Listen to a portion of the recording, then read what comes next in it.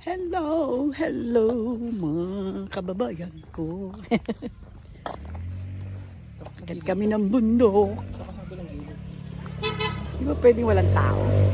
Di ba pwedeng wala munang walang magdadrive ng motor? Wow, sino ka, te? Sino ka?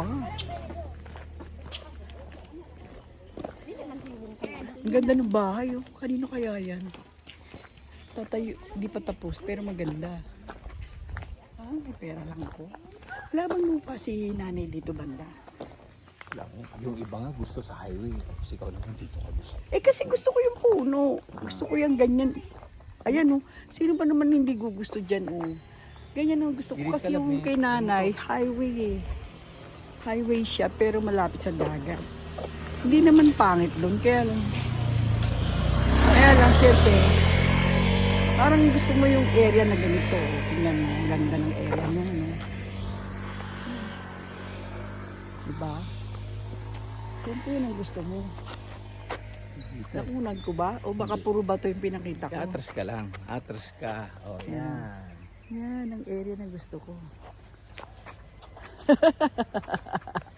Yan ka na naman. Ay, tumigil ka!